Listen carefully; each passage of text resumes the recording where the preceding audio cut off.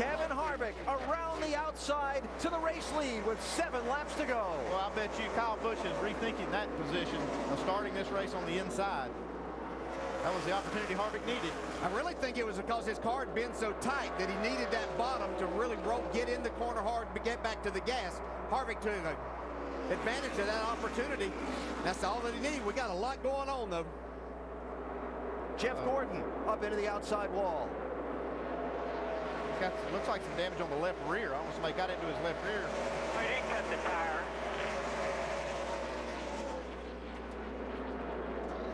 We stay under green for the moment. Jeff was running in 5th place.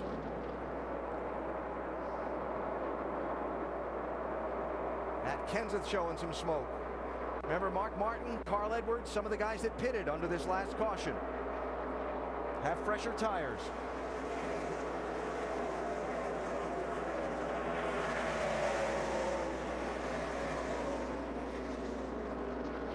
Matt's got a left front tire rub. Doesn't look as bad as Sam Hornish's was when he blew it out. But he's still got to be a little concerned.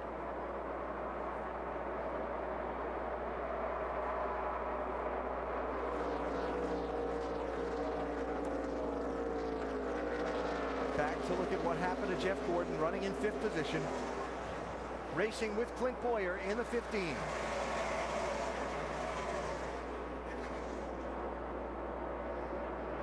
There's that contact on the left rear.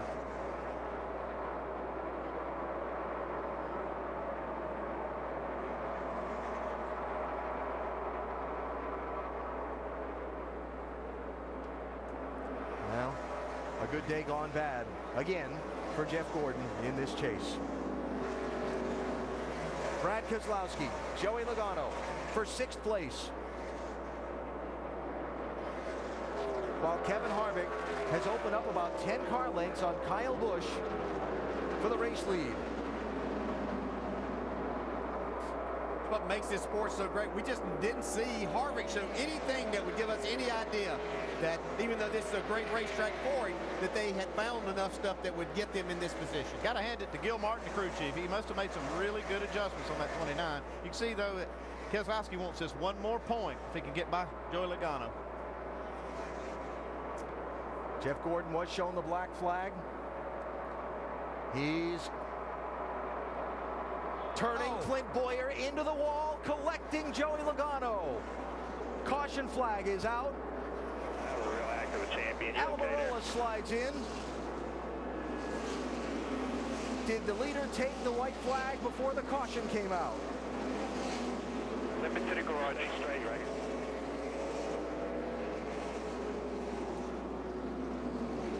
Fire's gone. Fire's gone. United, the fire's back. Late laps Yellow fire retaliation. if you want to stop right there. There's a fire truck that can get to you if you stop right there. Checking with NASCAR. The caution was out before the white flag. We're not done with this race yet. Fire? No, it's down. Now it's down. You're good. Just stay on. And mayhem in the late laps here at Phoenix. You saw the first incident that cut the tire with Jeff Gordon, put him into the wall. He basically waited on Clint Bowyer to come around and took him out. All this was happening right in front of Brad Keselowski, and he was racing Joey Logano, and I was afraid they were going to get caught up, or Brad was going to get caught up into it. He somehow got through it. Jeff has been summoned to the NASCAR hauler for a post-race visit. Well, they said they were going to let him have at it. That's having at it right there. That's a year's worth of frustration. Oh, conflict. The crews are in it.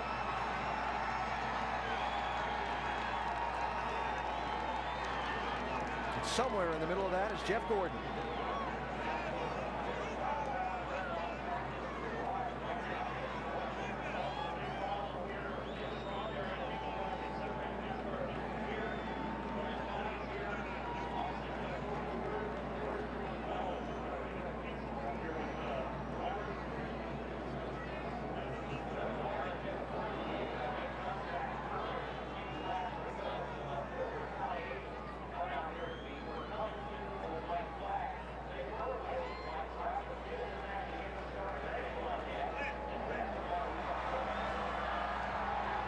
Clint Bowyer wants his opportunity at this. Can't really blame him.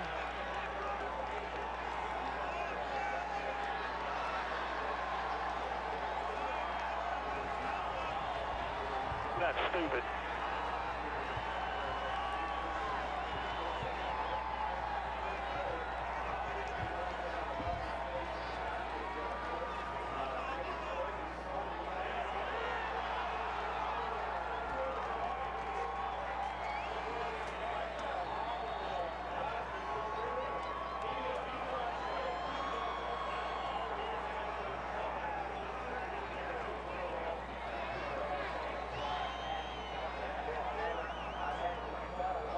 Well, the tempers have boiled over here in Phoenix after late race contact between Jeff Gordon and Clint Bowyer, and then a payback. So we had shown you the replays of the initial contact between Jeff Gordon and Clint Bowyer racing for 5th position. Then this, the payback, as Brad Keselowski, the championship leader, right in front of him, finds enough room to get by.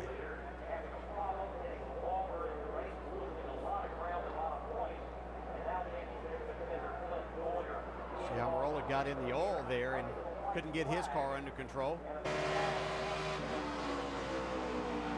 You see Clint, he's trying to figure out which way to go. He knows that Jeff's mad. Thought maybe his best shot was to go underneath. Still there. Jeff just very determined to take care of business. That was a real act of a champion. You okay there?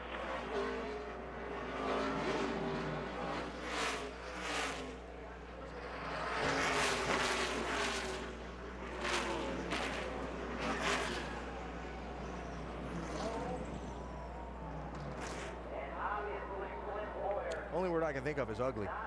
Ugly situation. And certainly it got uglier back in the garage area, Jamie.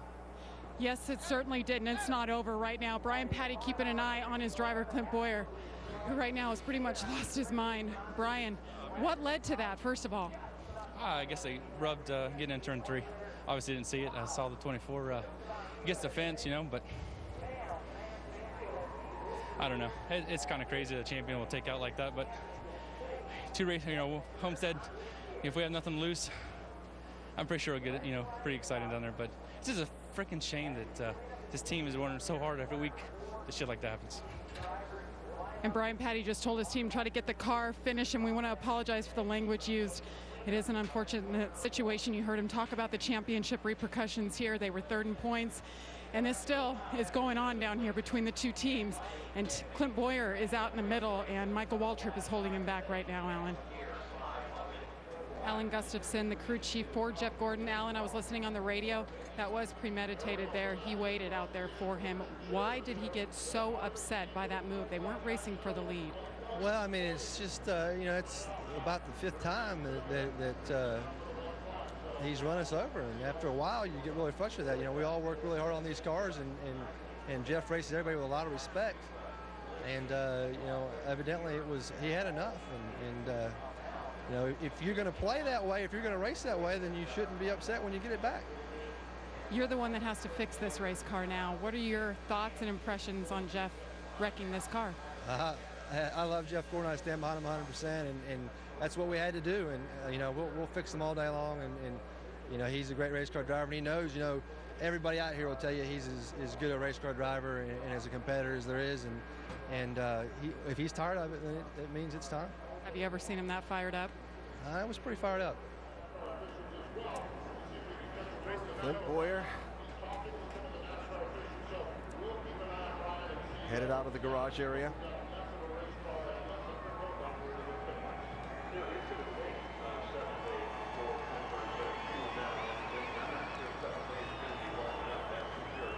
He's headed in the direction of pit lane, so we'll see if there's enough rolling of this 15 car, and if they'll let it get back into the race. I'm not sure about that. Can't even imagine with all the fluid that thing lost that it could stay under power for a green-white checker, but they'll do what they can here.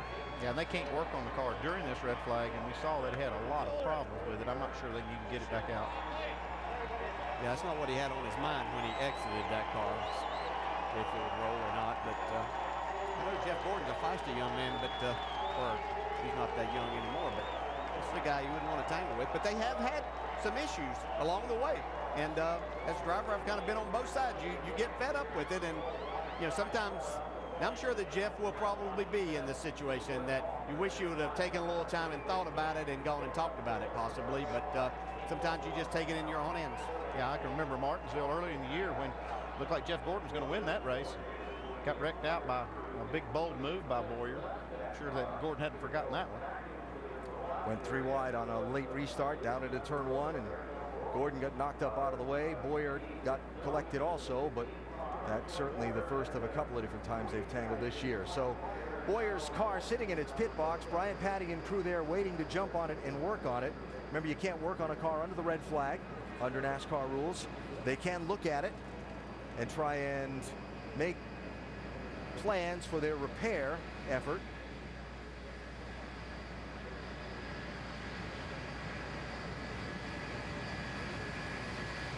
I believe maybe just a few weeks ago at Martinsville, they had a little run in at the very end of that race also.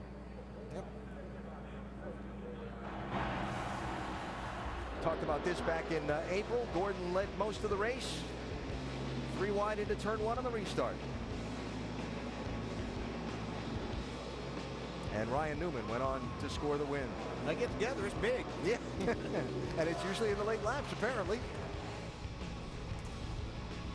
Well, I'm not sure how they're going to get that car back into this race for these last few laps, but they're going to try.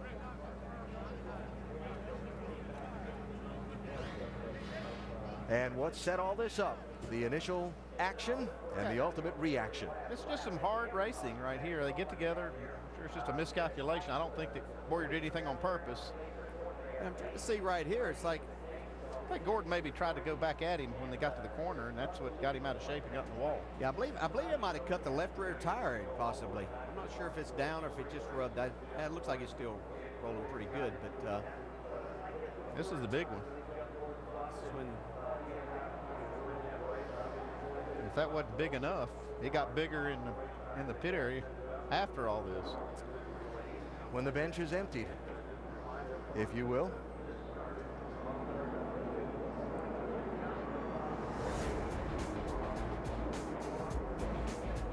I've just had it, Clint's run into me numerous times, wrecked me, and he got into me on the back straightaway and pretty much ruined our day. And I'd had it, was fed up with it, and got him back.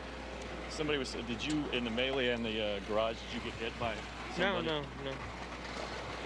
So what did you tell them in the hauler then? Told them what I just told you. Are you worried about any penalties? They got to do what they've got to do, and just like I had to do what I had to do. It's a shame, man. The last person in the world you want to get into anything with is Jeff Gordon on the racetrack. I mean, you're down there racing. The track's extremely slick. We're all on tires. I didn't even need to pass him. That's the thing. I was doing was riding around, buying my time. The only thing I had to do is keep the 5 car within reach. So for him to act like that, I mean, I barely touched him, and then I feel him get into turn 3 and try to turn me, and he missed. And then next thing I know, Brett's telling me on the radio that he's trying to, he's waiting on me. I mean, it's just, it makes us all look like a bunch of, retards. It's pretty embarrassing for a 4-time champion. And what I consider one of the best the sport's ever seen to act like that. It's completely ridiculous. It's hard to say. When you look at it, it was, with the way the 15 came below him on the apron, the 24, you can read into it a lot of different ways depending on which way you're leaning, even before you see the tape. But, the best thing is to meet with the teams and meet with the drivers, try to put this behind us and go on to Homestead and, finish the season off.